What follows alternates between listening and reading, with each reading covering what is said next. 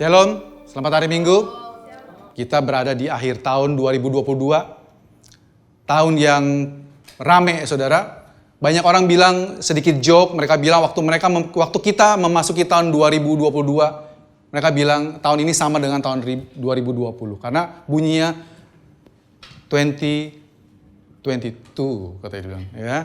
Jadi tahun ini sama 2 tahun lalu kurang lebih mirip, ya. Tapi saudara, di tahun glory of the greater house, ya. Di tahun kemuliaan rumah yang kemudian. Bahasa Inggris saya ribet banget. Kita diingatkan sekali lagi bahwa kita memiliki Allah yang kasih. 1 Yohanes 4 ayat 16 bilang, kita sudah tahu dan mengenal kasih itu, saudara. Dan kita diingatkan bahwa Allah adalah kasih. Saudara, buat kita anak-anak Tuhan, orang Kristen, sangat umum, sangat familiar dengan ungkapan Allah adalah kasih. Tapi kalau saudara perhatikan, mungkin saudara kita tidak sadari, Allah adalah kasih hanya ada di dalam kekristenan. Saudara tidak akan menemukan pernyataan Allah adalah kasih di kepercayaan manapun. Kalau saudara nggak percaya silakan buktikan. Ya saudara, hanya Alkitab, firman Tuhan yang mengatakan bahwa Allah adalah kasih. Dan barang siapa tetap berada dalam kasih, ia tetap berada dalam Allah dan Allah ada di dalam dia. Saudara, dikatakan kita telah mengenal dia, saudara. Kasih itu telah turun. Kasih itu yang adalah pribadi Allah sendiri. Tidak duduk diam di sana di surga, mengamati dunia yang sudah dia ciptakan, lalu ditinggal. Dunia berjalan dengan sendirinya. Tidak, saudara. Tuhan sendiri turut campur tangan, turun ke dunia yang jatuh ke dalam dosa ini. Ya saudara, kita pernah mendengar pernyataan, bel bukanlah sebuah bel sampai dia dibunyikan. Ya saudara, dan kasih bukanlah kasih sampai dia diberikan. Kalau saudara bilang, saya mengasihi seseorang, itu tidak bisa cuma sampai perkataan, tapi sampai harus dibuktikan. Dan saudara, kalau kita ngomongin tentang kasih, doktrin Trinitas adalah doktrin yang paling masuk akal untuk menunjukkan bahwa Allah kita itu Allah kasih. Kalau saudara percaya Sang Pencipta itu cuma satu pribadi dan hanya satu, sebelum semua ciptaan ini diciptakan, mereka tidak bisa menyebut diri mereka kasih. Kenapa? Karena kasih itu adalah perlu hubungan, saudara. Betul? Waktu dunia ini semuanya belum diciptakan, Allah Tritunggal saling mengasihi. Yesus bilang, Bapa mengasihi aku mengasihi Bapa. Bapa mengasihi Roh Kudus mengasihi. Saudara, ada hubungan yang intim di antara pribadi Tritunggal. Ya saudara, kalau Allahnya cuma sendirian, dia tidak bisa mengasihi siapa-siapa. Oleh sebab itu tidak bisa disebut Allah adalah kasih. Saudara. Dan juga saudara, banyak orang yang somehow seperti tidak setuju dengan konsep kasih ini, saudara. Tetapi kita bisa melihat, kalau kita melihat ada cerita-cerita orang-orang jahat di luar sana ya saudara, yang bisa menghabisi orang ribuan bahkan jutaan orang. Tapi saudara perhatikan, sejahat-jahatnya manusia, dia tetap sayang sama anaknya dia. Ya saudara, somehow setiap manusia punya naluri untuk mengasihi. Padahal kita tahu kebanyakan orang-orang tersebut adalah orang-orang jahat. Tapi somehow dia bisa mengasihi anaknya. Buat semua di sini yang sudah menjadi orang tua, pasti mengerti perasaan ini. Waktu istri saudara melahirkan anak, bayi baru lahir. Bayi ini belum melakukan apapun, tetapi saudara sudah mengasihi dia. Betul saudara? Bayi ini belum bikin sesuatu yang membuat Anda bangga. Bahkan bayi ini mungkin malah lebih menyusahkan saudara. Tengah malam dibangunin, beresin kotorannya. Betul saudara? Tetapi somehow, karena di dalam kita, yang kita manusia adalah gambaran dari pencipta kita. Kita sudah ditanamkan bahwa kita memiliki kasih itu saudara. Somehow kita gak ngerti, kok bisa-bisanya makhluk kecil ini yang merepotkan ini. Ya saudara, tetapi kita bisa meninggalkan semua kenikmatan kita. Khususnya ibu ya. Meninggalkan semua kenikmatan kita untuk mengurus anak ini. Yang belum tentu gedenya istilahnya. Ya saudara, betul ya? Ada banyak cerita kan saudara, maling kundang segala gitu saudara, ya. Yang waktu besarnya mereka tidak tahu berterima kasih kepada orang tuanya, malah jadi pembangkang bahkan sampai ke meja hijau dan sebagainya. Ya saudara. Natal. Di Natal kita memperingati Tuhan turun menjadi manusia. Mungkin banyak kita juga pernah berpikir, kenapa Tuhan harus menjadi manusia? Ya, saudara, saya percaya ini adalah berhubungan dengan proto-evangelism. Jadi, nubuatan pertama kali di Alkitab di Kejadian 3 ayat 15. Waktu manusia jatuh ke dalam dosa, Hawa, Tuhan bilang sama Hawa, aku akan mengadakan permusuhan antara engkau dengan keturunannya. Keturunan manusia, keturunan wanita ini dengan keturunan si iblis, ya saudara. Keturunan wanita ini akan menghancurkan kepala si iblis, ya saudara. Oleh sebab itu dia harus menjadi manusia, karena berasal dari keturunannya manusia. Tapi bukan hanya itu saudara. Tuhan harus menjadi manusia, supaya dia bisa menebus manusia. Saudara, saya mengajak saudara kita membaca kitab yang biasa kita sering baca ya. Kita mulai dari Matius 1. Ini ayat yang mungkin kita sering baca, tapi kita biasa sering lewatin karena melelahkan. Ya. Matius 1. Inilah silsilah Yesus Kristus, anak Daud, anak Abraham. Saudara, hanya ada 2 Injil yang menceritakan silsilah Tuhan Yesus. Kalau saudara sudah lama di GBC, saudara akan diingatkan bahwa kita memiliki 4 kitab Injil untuk menggambarkan Yesus dari berbagai sisi. Ya saudara, dalam kitab Matius, Yesus digambarkan sebagai seorang raja, dilambangkan sebagai seekor singa. Ya, di kitab Markus, Yesus digambarkan sebagai hamba yang terus-terusan bekerja, digambarkan sebagai lembu jantan. Dalam kitab Lukas, Yesus digambarkan sebagai manusia. Ya. Terus di dalam kitab Yohanes, Yesus digambarkan sebagai Tuhan. Dan dia digambarkan sebagai elang, Raja Wali yang turun dari langit. Di dalam kitab Matius, waktu Yesus sebagai raja, silsilahnya dimulai dari Daud. Ya saudara. Sedangkan di dalam kitab Lukas sebagai manusia, silsilahnya sampai balik ke Adam, ya saudara. Anak Abraham. Abraham memperanakan Ishak, Ishak memperanakan Yakub, Yakub memperanakan Yehuda dan saudara-saudaranya. Yehuda memperanakan Peres dan Zerah dari Tamar.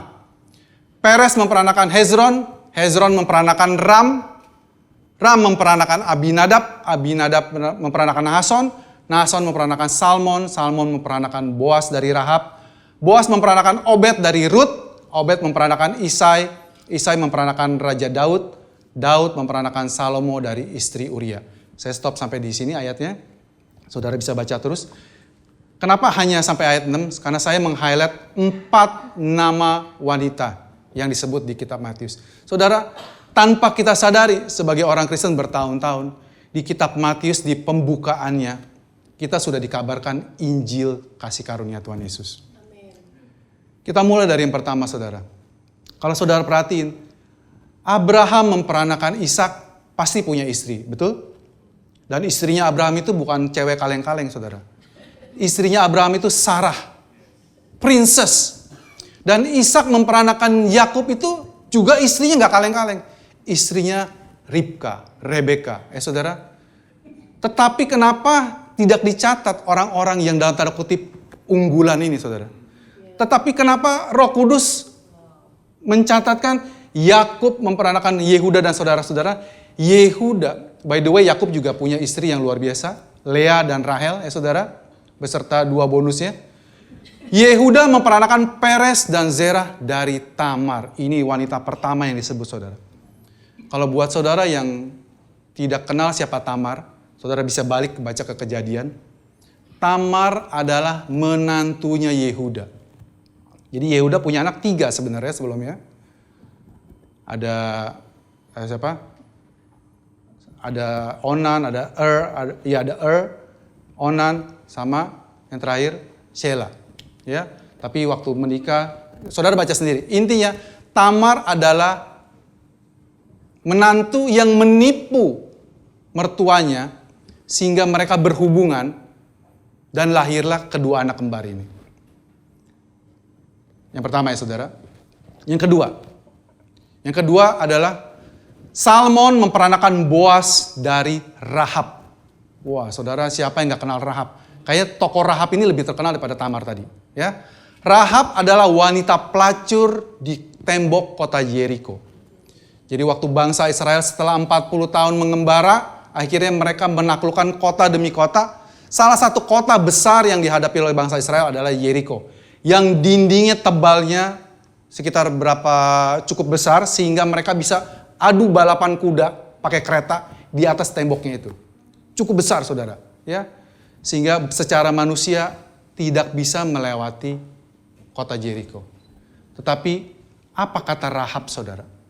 Waktu ada bangsa Israel, waktu Yosua mengirimkan pengintai 2 orang, kita percaya dia adalah Salmon salah satunya, ya karena dari suku Yehuda selalu sebagai scout pertama kali, pengintai pertama kali. Dia menyelamatkan 2 pengintai ini. Dan apa yang Rahab perkatakan kepada 2 pengintai ini? Sudah kami dengar sejak dulu waktu Tuhan Allahmu membelah laut Teberau.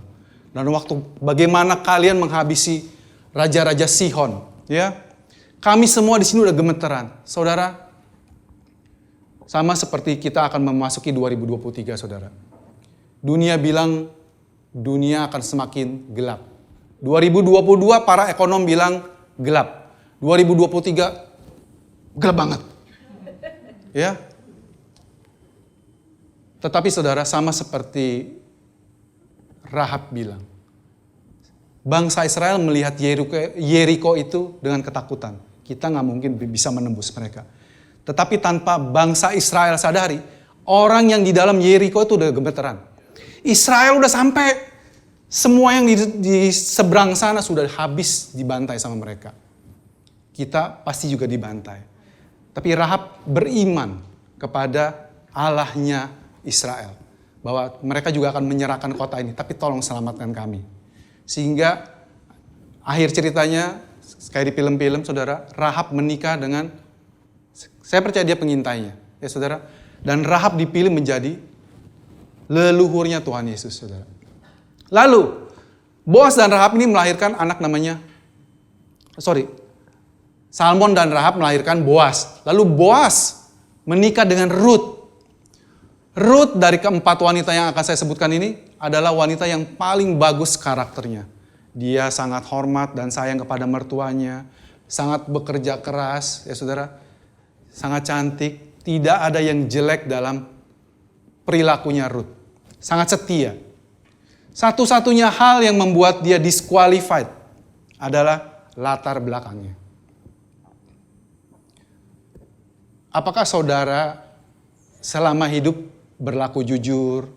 Saudara unggul dalam pelajaran, dalam pekerjaan. Tapi somehow ada sesuatu yang mendiskualifikasi saudara karena diri saudara. Mungkin karena katakanlah saudara berasal dari suku tertentu. Atau bahkan saudara gender tertentu. Ya saudara, dunia ini bisa menolak kita dengan berbagai alasan yang aneh-aneh saudara. Tetapi saudara bisa lihat bahwa Ruth secara latar belakang dia ditolak. Kenapa? Karena Ruth adalah orang Moab. Seperti saudara tahu, Moab itu leluhurnya adalah anak-anaknya Lot. Waktu Sodom dan Gomora dihancurkan, Lot lari beserta istri dan 2 anak perempuannya, betul? Tetapi istrinya berhenti jadi tiang garam, sehingga Lot selamat hanya dengan 2 putrinya. Dan putrinya ini berpikir tidak ada lagi laki-laki di dunia ini. Sehingga untuk meneruskan keturunan manusia, sang kakak dan sang adik menipu papanya untuk incest, sehingga lahirlah anak-anak Amon dan anak-anak Moab. Ya saudara, sehingga Tuhan memberikan kutukan bahwa tidak boleh orang Israel dan menikah dengan orang Amon dan orang Moab. Saudara, kalau peraturan yang nggak boleh tetapi mereka melakukan, sebenarnya pelanggaran, betul saudara? Tetapi oleh karena kasih karunia Tuhan, saya percaya nama Rut dimasukkan di sini. Lalu Obed menjadi kakek daripada Daud. Wah, Daud saudara. Siapa yang gak bangga dengan Daud? Bahkan dari kita mungkin banyak yang pakai nama Daud, David, dan sebagainya. Betul saudara? Karena Daud ini adalah tokoh yang paling super di perjanjian lama. Salah satu karakter yang paling mengenal hatinya Tuhan. Daud hidupnya sempurna gak? Jauh saudara. Sebagai raja, dia seorang raja yang sukses. Tetapi sebagai orang tua, dia adalah orang tua yang sangat gagal. Ya saudara, saudara bisa melihat bahkan anak-anaknya sendiri memberontak terhadap dia. Daud adalah tipe orang tua yang tidak pernah mendidik anaknya, menghukum anaknya. Ya saudara. Dan Daud juga gak kurang banyak istrinya saudara. Tetapi dari 7 istri yang dia punya saudara, Tuhan memilih Yesus lahir dari keturunannya Salomo, istri Uria. Saking malunya latar belakangnya, namanya gak disebut saudara. Dari istri Uria yang namanya Batseba. Ya, bagaimana cerita pertemuan mereka ketahuan dari namanya. Dimulai dari Bat, dari dia mandi. Ya saudara, ya. Tapi lepas dari semua ini saudara, ini adalah Injil saudara. Bahwa Tuhan Yesus memilih lahir dari orang-orang dengan latar belakang gelap. Kalau saudara menjadi seorang penulis, saya percaya semua dari kita akan menyembunyikan keborokan-keborokan kita. Betul? Kita pasti akan selalu memberikan yang terbaik untuk disajikan kepada orang. Diperlihatkan, oh ini loh, GBC, PW-nya full team. Ini pernah lulus American Idol, ini Indonesian Idol, ini sebagainya. Misalnya kayak gitu saudara. Yang jelek-jeleknya diumpetin. Yang misalnya, ya adalah ya, nggak usah disebutin lah ya. Ya, saya masih mau beribadah di sini soalnya.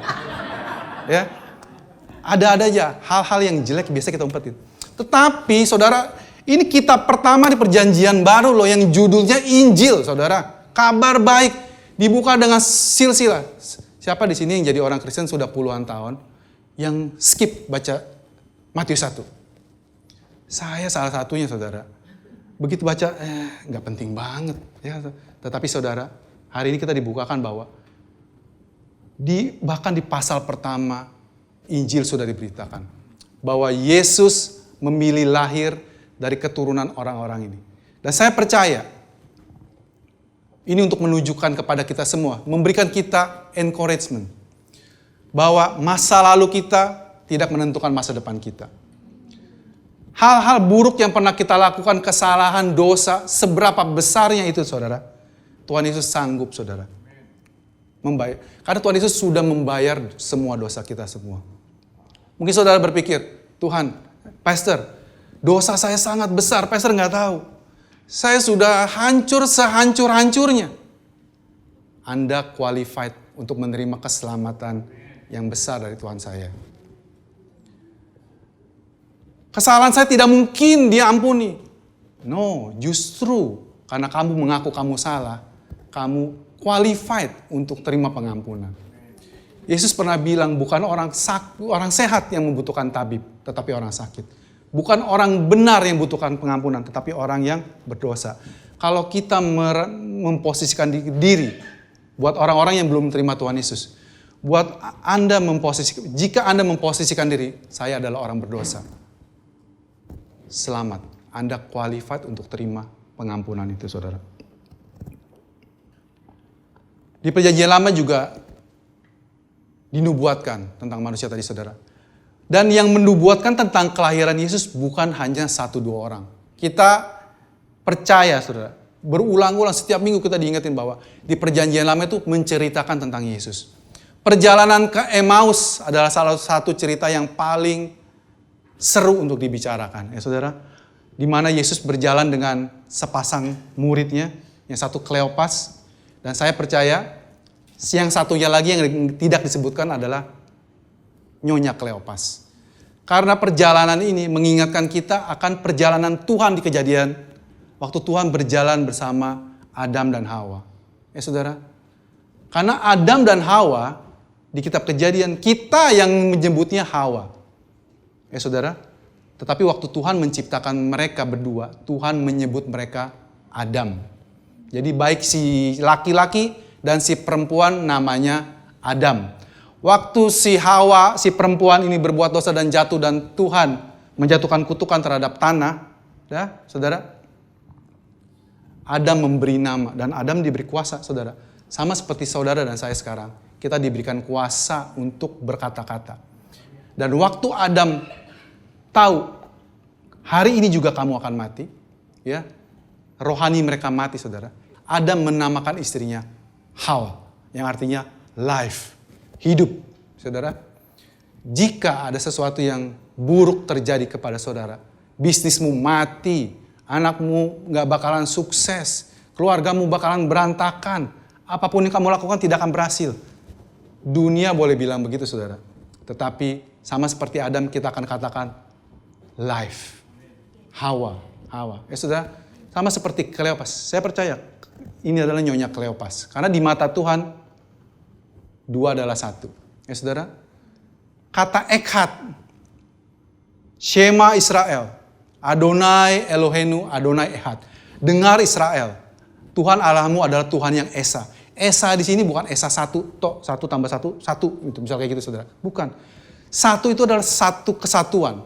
Karena waktu Tuhan mencatat di kitab Kejadian, dan waktu pria dan wanita akan meninggalkan keluarganya dan menjadi satu dengan istrinya, Tuhan bilang itu adalah Echad, padahal dua orang. Ya saudara, Musa juga menubuatkan tentang kelahiran Yesus. Karena dia menubuatkan di kitab banyak sekali, saudara. Salah satunya di kitab Keluaran, dia di Ulangan 18 ayat 15. Ya, saudara, ini ayat yang sangat terkenal. Saudara perlu apalin ayat ini. Karena ayat ini sering disalahgunakan. Seorang nabi dari tengah-tengahmu, dari antara saudara-saudaramu. Ini yang ngomong adalah Tuhan kepada Musa. Ya saudara, kepada bangsa Israel. Sama seperti aku, sama seperti Musa katanya, akan dibangkitkan bagimu oleh Tuhan Allahmu. Dialah yang harus kamu dengarkan. Jadi Musa bilang kepada bangsa Israel, hei bangsa Israel, dengarkan. Kasih tahu keturunan kalian terus menerus. Bahwa seorang nabi dari tengah-tengah kalian, jadi udah tengah-tengah kalian mungkin cukup besar ya. Diperkecil lagi. Dari antara saudara-saudaramu. Saya ulang lagi saudara. Musa ini ngomong kepada siapa? Apakah kepada orang Cina? Apakah kepada orang India? No. Dia ngomong kepada bangsa Israel. Kepada 12 suku. 13 waktu itu ya. Ada Lewi juga ya. Di antara saudara-saudaramu, sama seperti aku, akan dibangkitkan bagimu oleh Tuhan Allahmu. Dialah yang harus kamu dengarkan. Jadi waktu Yesus lahir, waktu Yesus datang, orang-orang ini teringat bahwa inilah dia Mesias yang ditunggu-tunggu, yang dijanjikan. Karena banyak orang akan mengklaim ini, mentang-mentang sama-sama punya jenggot misalnya, nabi seperti Musa katanya, misal begitu ya.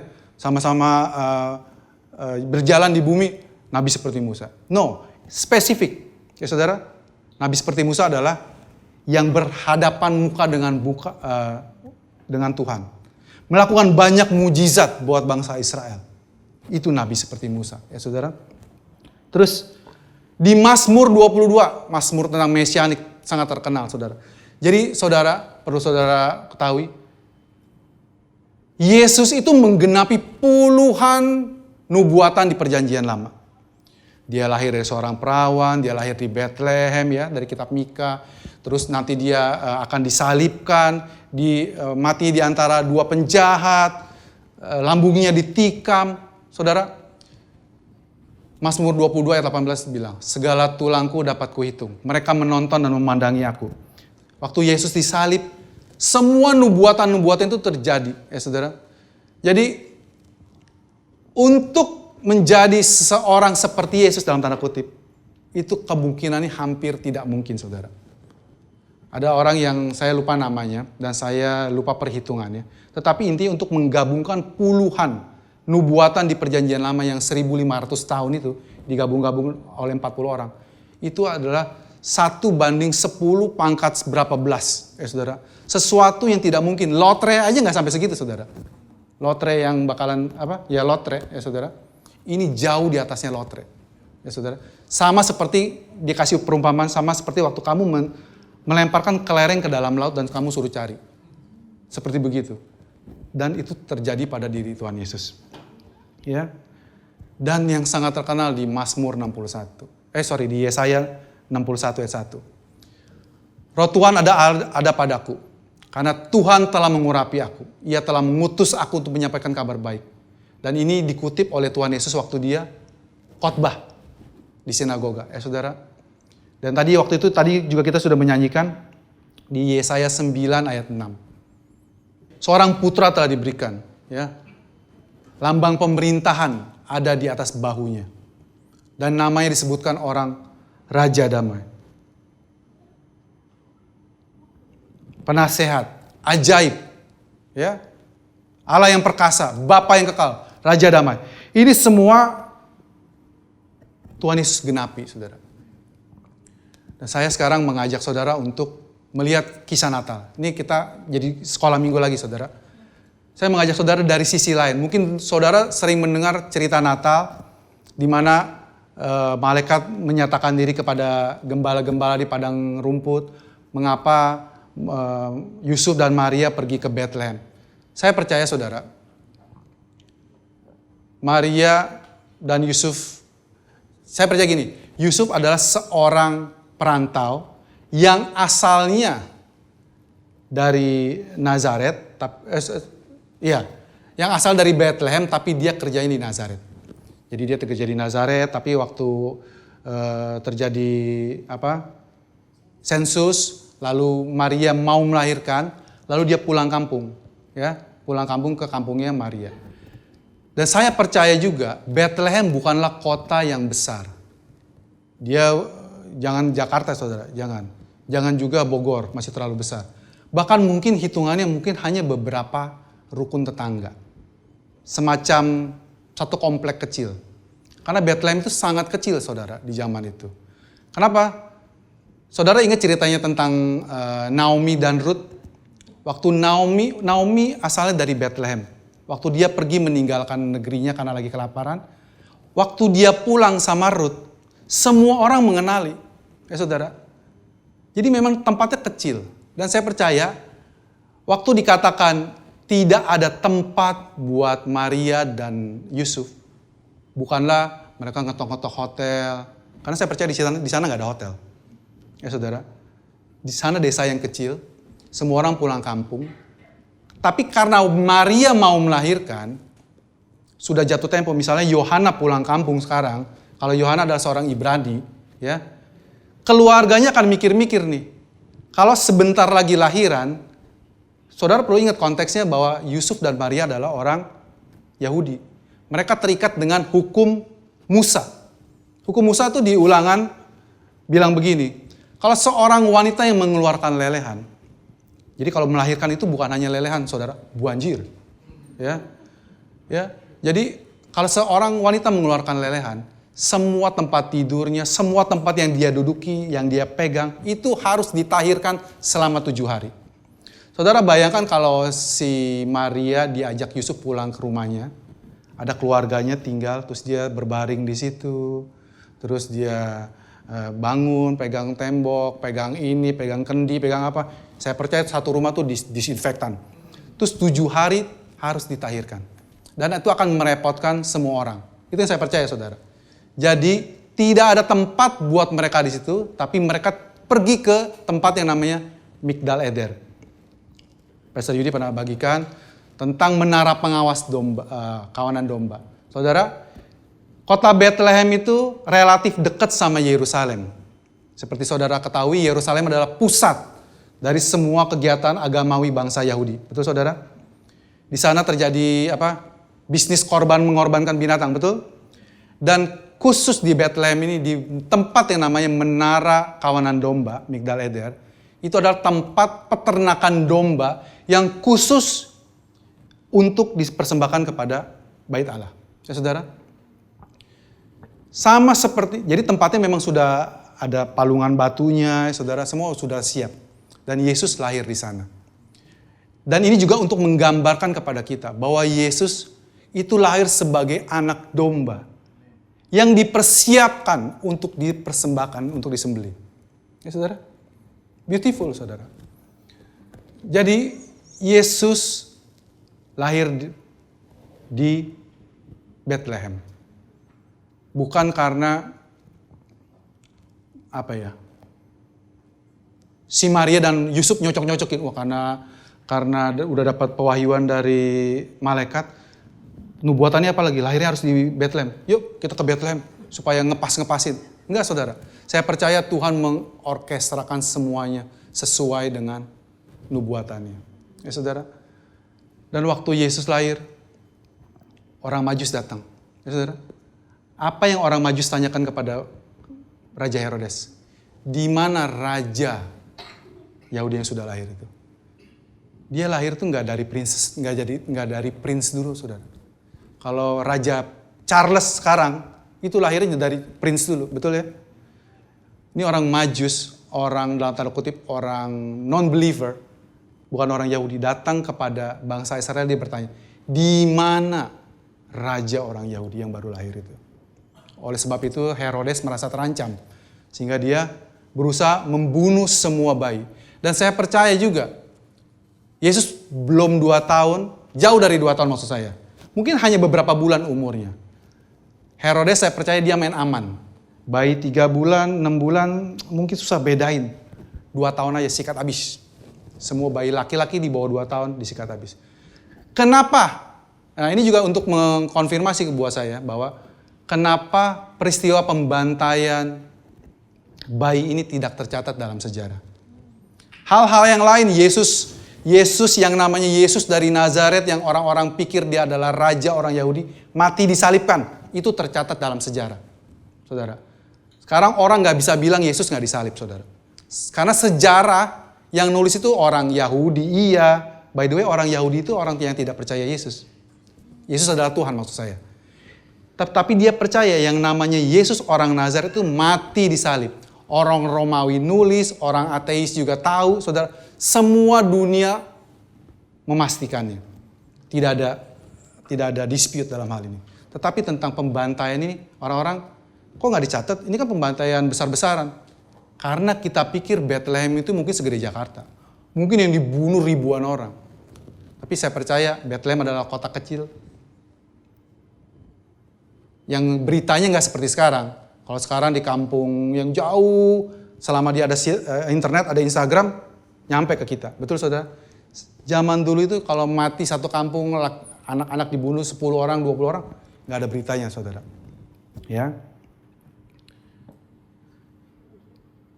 Apa tujuan Yesus lahir? Natal, kita memperingati Natal, kita sukacita, ada kado di mana-mana saudara. Tetapi inti sebenarnya adalah Tuhan memberikan hadiah terbesar untuk kita semua manusia berdosa.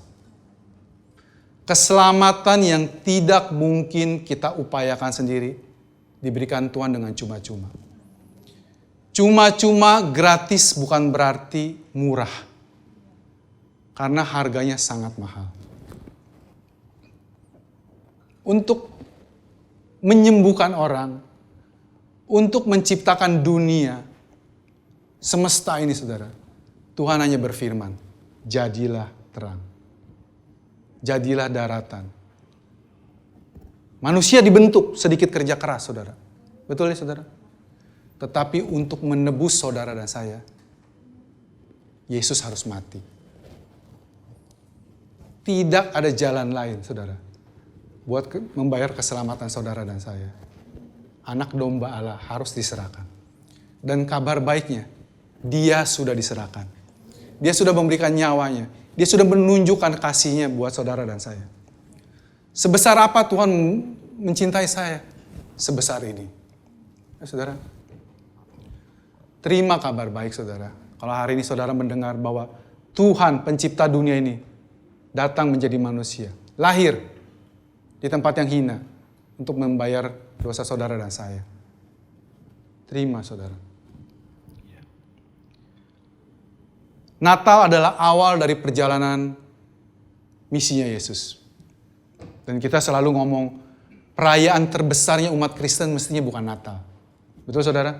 Perayaan terbesar kita mestinya saat Resurrection Sunday. Bahkan bukan Paskahnya, saudara.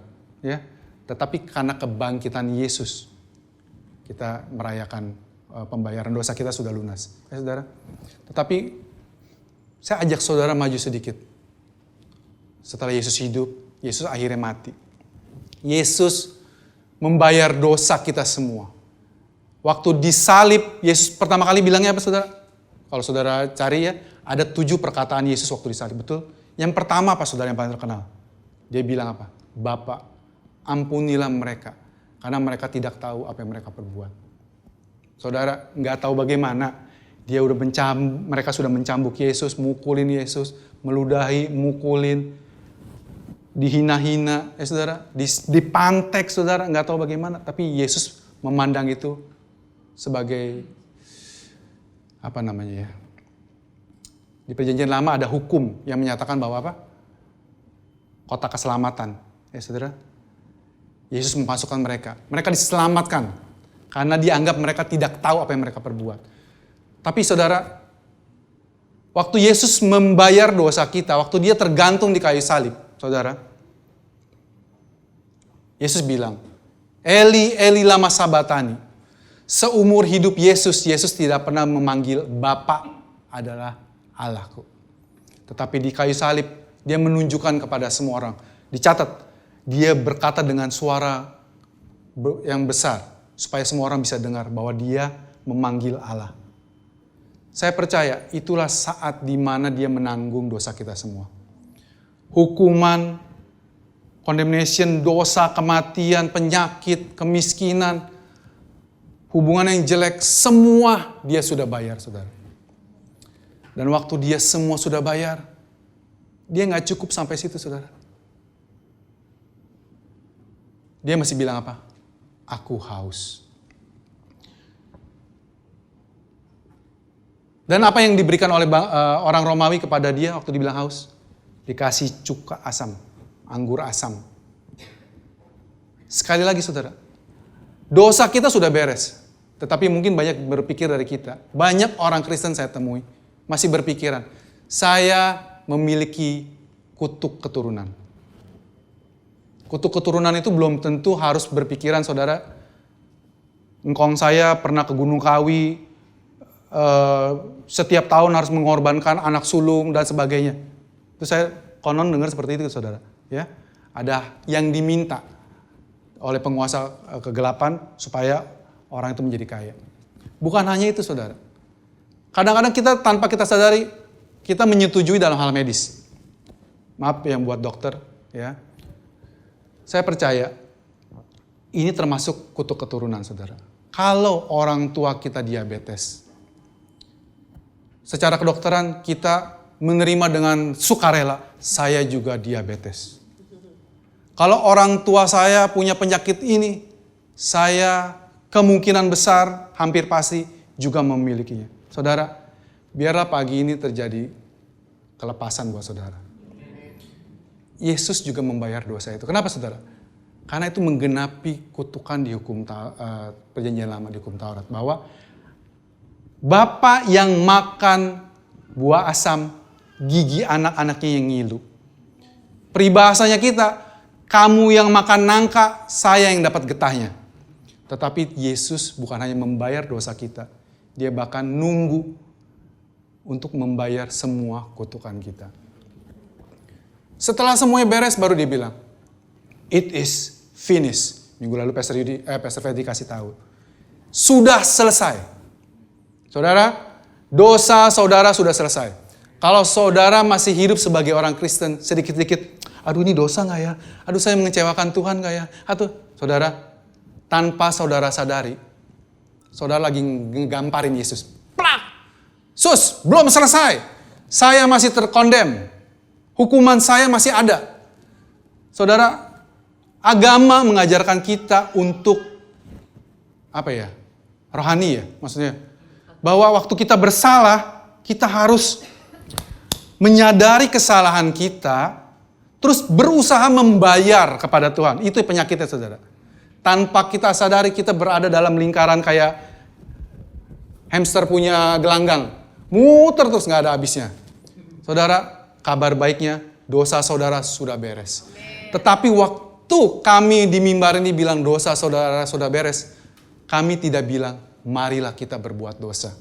Sama seperti Paulus, saudara. Paulus, saya percaya dia kami mengkhotbahkan apa yang Paulus khotbahkan.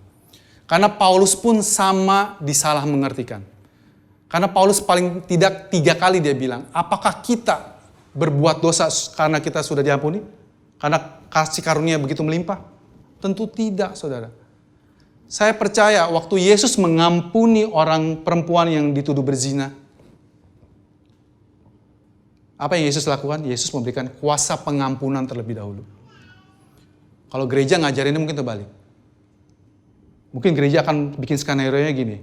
Wanita, di mana orang-orang yang ingin menghukum kamu? Tidak ada Tuhanku. Jangan bikin dosa lagi. Maka saya tidak akan menghukum kamu. Kayaknya pas ya.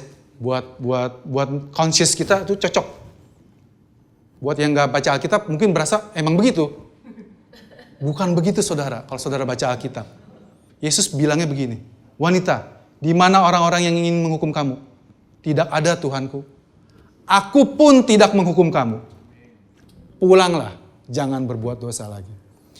Kuasa pengampunan itu harus diberikan terlebih dahulu buat saudara dan saya. Saudara perlu tahu bahwa saudara diampuni oleh Tuhan sebelum saudara melakukan hal-hal yang baik. Dengan menerima kuasa pengampunan itu, saudara bisa hidup kudus. Saudara bisa hidup jadi benar. Jangan dibalik, saudara. Jadi kabar baiknya, Tuhan datang mengampuni dosa saudara dan saya. Dan kabar baiknya juga, dia membayar semuanya. Pastor, kalau saya diampuni dosa masa lalu saya, make sense. Saya bisa terima. Waktu saya kecil, SD curi-curi, balap-balap, tipu-tipu orang tua, nyontek dan sebagainya. Sampai saya dewasa, saya menerima Tuhan Yesus, dosa lama saya diampuni. Itu saya bisa terima. Tetapi mulai sekarang saya harus bertanggung jawab dengan hidup saya sendiri, Pastor. Itu baru masuk akal. Bro, sis, yang saudara bilang itu pun gak masuk akal buat orang di luar sana. Enak aja ente bilang dosanya diampuni yang kemarin. Kalau gitu bunuh-bunuh orang aja. Udah gitu terima Tuhan Yesus. Logiknya begitu. Mereka selalu bilang, saudara, katakanlah saudara lahir sama seperti saya di akhir tahun 1900-an. Ya. Katakanlah saudara lahir di tahun 1900. Tua banget. 1990, maksud saya begitu. 1990. Ya. Katakanlah saudara lahir di situ, semua saudara. Ya. Terus saudara lahir, terima Tuhan Yesus di tahun 2010 kemarin, umur 20 tahun. Jadi saudara berpikir 90 sampai 2010 itu adalah masa lalu saudara. Mulai sekarang saudara, masa depan saudara. Bro, sis, tahun 1990 adalah masa depan dari waktu Yesus disalib. Betul saudara? Saudara bahkan di pikiran engkong buyut kalian pun belum ada. Tetapi Yesus sudah membayar dosa kalian semua. Tuhan kita ini Tuhan yang tidak terikat waktu. Dia sudah melihat ujung hidup saudara. Bahkan saudara yang belum punya anak. Kalau Tuhan Yesus datangnya masih lama, dia sudah melihat anak cucunya anak saudara. Dan sudah berada di akhir hidup mereka. Dan Tuhan bilang sama mereka juga, dosa kalian sudah diampuni. Itulah kekuatan, kuasa kasih pengampunan Tuhan Yesus kita. Saudara, buat saudara yang belum pernah menerima Tuhan Yesus. Saudara selama ini taunya Natal, Sinterklas, gendut, bejenggot itu bawa kado. Itu hanya pengalihan saudara. Karena kabar baik sebenarnya, Tuhan sendiri memberikan hadiah terbesar buat saudara. Jika saudara belum pernah memutuskan menerima Yesus sebagai Tuhan dan Juru Selamat, ini adalah waktunya. Jangan ditunda lagi saudara. Kita tidak tahu hidup kita seperti apa. Ada orang yang baru keluar gedung, jalan baik-baik di jalurnya, kecelakaan terjadi. Tuhan begitu mengasihi saudara, sehingga dia memberikan anaknya yang tunggal. The best dari surga buat saudara. Jangan keraskan hati. Ya, saudara, tugas kita teman-teman sebagai anak-anak Tuhan, kita terus mengabarkan Injil kepada orang-orang di luar sana. Jika orang itu sampai menerima Tuhan Yesus, itu bukan karena kita pintar ngomong. Kalau Tuhan Yesus datang, ya betul, Tuhan Yesus. Tuhan Yesus itu, Tuhan Yesus khotbah di bukit, khotbah di mana-mana, orang mati dibangkitkan, orang sakit disembuhkan. Itu banyak loh yang gak terima, ya saudara. Kalau saudara pun tadinya setia sama Tuhan, tapi somehow entah gimana kepahitan dengan Tuhan oleh karena beban hidup dan meninggalkan Tuhan. Dan saudara lari. Saudara ingat himne dari Taylor Denny, Pastor Lita? Love will lead you back. Kasihnya Tuhan Yesus akan membawa engkau kembali. Haleluya. Bahkan dalam Love will lead you back pun, ya gitu deh. Ya, saudara, selamat hari Natal. Selamat menikmati, diingatkan kembali kasihnya Tuhan Yesus kepada kita. Kasih yang gak kaleng-kaleng. Kasih yang memberikan segala-galanya buat saudara dan saya. Dan biarlah kita semua anak-anak Tuhan yang sudah menerima kasih itu, kita bisa mentransfernya kepada orang-orang di sekitar kita. Kerinduan Tuhan, kita semua menjadi berkat buat orang-orang di sekeliling kita. Kerinduan Tuhan, kita menjadi terang, menjadi garam di mana kita ditempatkan. Ya saudara, percayalah, Injil itu adalah kekuatan Allah yang menyelamatkan. Menyelamatkan kita dalam semua aspek kehidupan kita. Kesehatan, keuangan, bisnis, hubungan, pergumulan, apapun itu saudara. Pastor, kalau pastor hidupnya masih bergumul dalam hal keuangan, jangan ngomongin keuangan lah pastor. Saudara, kami semua di sini mengkhotbahkan yang Alkitab khotbahkan.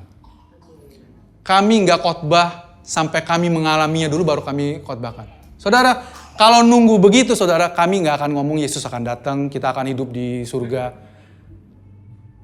Paulus yang tidak pernah menikah, kalau kalian yang nggak sadar, dia khotbahkan tentang, hai suami, hai istri.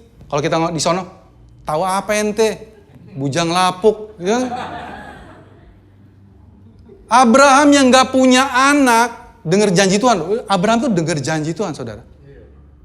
Aku akan membuat keturunanmu bagai bintang di langit, bagai pasir di laut. Wah Abraham, banyak anak berarti banyak usaha, banyak kegiatan. Yes, kata dia Abraham. Ya. Tetapi nunggu bertahun-tahun gak keluar-keluar. Tetapi Abraham bisa mendoakan Firaun, bisa mendoakan Abimelek beserta istananya, waktu Tuhan bikin mandul. Saudara, padahal Abraham sendiri istrinya mandul. Kalau Abraham punya kuasa untuk membuka kandungan, doain aja perut istrinya. Betul saudara? Saudara, dan saudara ini adalah juga encouragement buat saudara. Kalau saudara belum punya anak, saudara bisa mendoakan orang lain untuk punya anak. Kalau saudara usahanya berantakan, saudara tetap bisa mendoakan orang lain yang usahanya berantakan.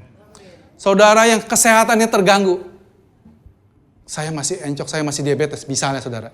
Misalnya, saudara bisa berdoa buat orang lain. Diabetes sembuh. Amin. Saudara, Yes. jangan biarkan semua itu menjadi halangan buat saudara. Untuk bisa menjadi berkat buat orang lain. Mari saudara, saya ajak kita mengangkat tubuh dan darah Kristus.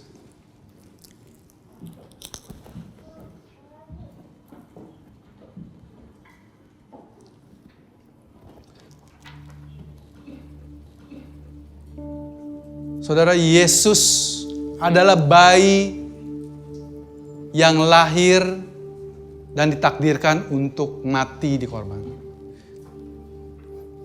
Tidak ada bayi lain seperti Yesus. Lahir ke dunia untuk mati. Pastor Yudi pernah punya joke. Babi adalah binatang yang tujuannya jelas. Dia lahir untuk ada di meja makan. Ya, itu joke, saudara. Tapi Yesus juga sama, saudara. Yesus itu lahir tujuannya jelas. Dia harus mati. Yesus bisa nggak lari, saudara? Bisa loh. Dia di taman, dia bergumul. Sebagai manusia, saudara, dia takut. Dia sudah ngebayangin.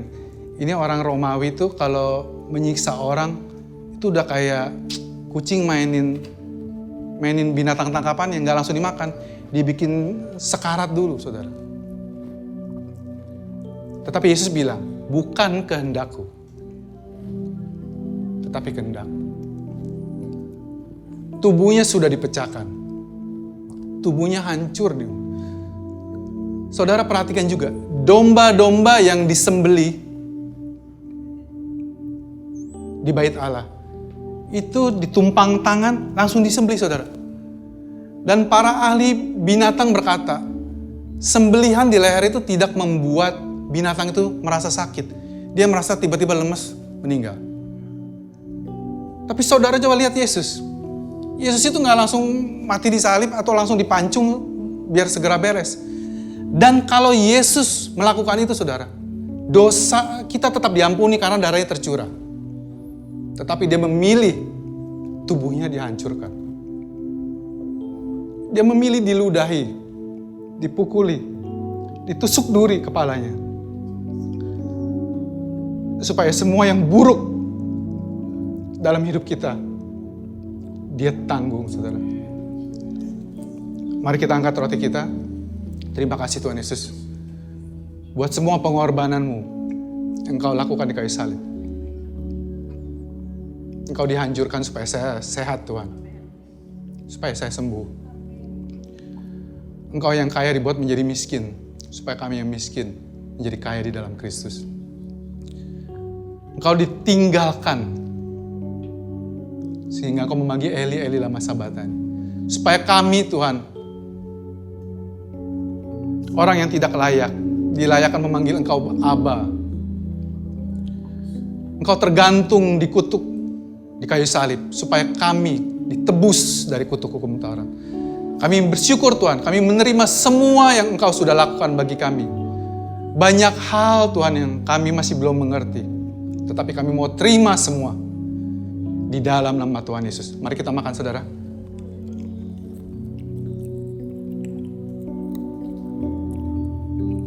Mari kita angkat cawan berisi anggur. Yesus bilang ini adalah darah perjanjian baru yang dimeteraikan oleh darahku. Di perjanjian yang lama, saudara harus sempurna mentaati Tuhan, supaya saudara bisa menikmati berkat-berkat Tuhan. Dan Tuhan tahu itu tidak mungkin. Oleh sebab itu, Dia datang, Dia hidupi semua tuntutan hukum Taurat. Dia selesaikan, dan semua nilainya Dia diberikan buat saudara dan saya. Sehingga saudara sekarang disebut orang-orang benar di dalam Kristus. Terima kasih Tuhan Yesus buat darah-Mu yang sudah dicurahkan sekali untuk selamanya. Bangsa Israel setiap tahun harus mengulangi menyembelih binatang. Karena dosa mereka ditutupi 1 tahun sekali. Tetapi puji nama Tuhan. Karena Engkau adalah anak domba Allah yang kekal. Darah-Mu kekal.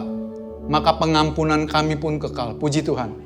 Kami terima Tuhan pengampunan dosa sekali untuk selamanya. Di dalam nama Tuhan Yesus, mari kita minum, saudara. Terima kasih Tuhan Yesus. Buat tubuh-Mu, buat darah-Mu yang menyatu dengan tubuh dan darah kami. Kami selamanya berkenan kepadamu Tuhan.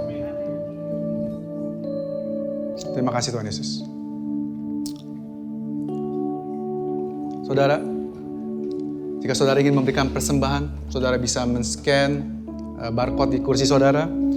Mari kita bersama-sama berdoa. Bapak, saat ini juga kami mau memberikan persembahan kami, persembahan yang terbaik Tuhan. Kami mengucap syukur Tuhan.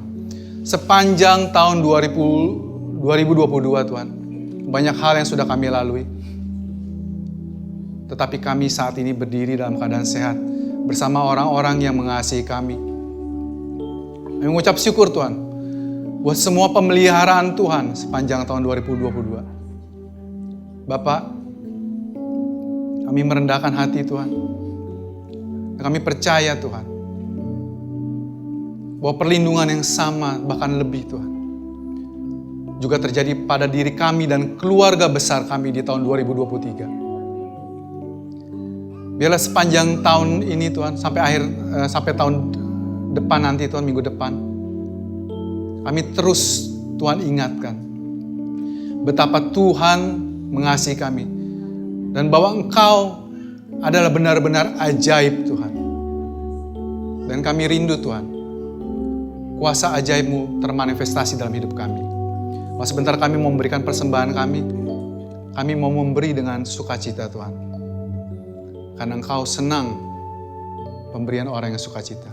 Terima kasih Tuhan, Engkau berkati semua pemberian yang mereka berikan. Engkau pakai untuk memperluas kerajaan-Mu Tuhan.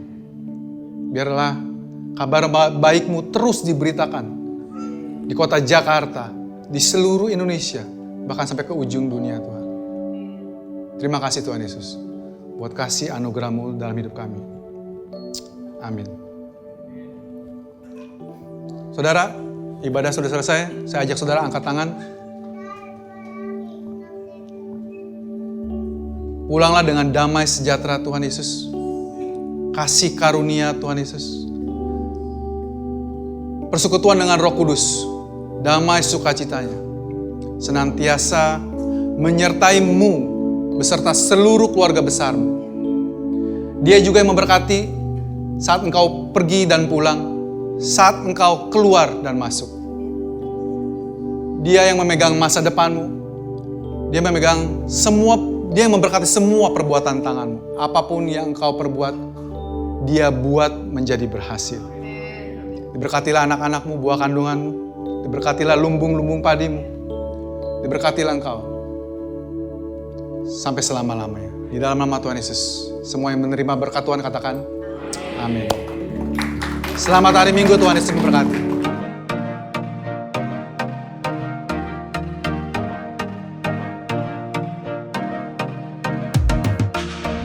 Terima kasih untuk saudara sekalian yang telah mengikuti ibadah GBC Jakarta bersama kami. Kami berharap saudara sekalian diberkati dan disegarkan oleh firman Tuhan yang telah disampaikan pada hari ini. Pastikan saudara mensubscribe channel YouTube kami dan ikuti terus update dan informasi GBC Jakarta di akun resmi media sosial kami di bawah ini. Shalom, Tuhan berkati.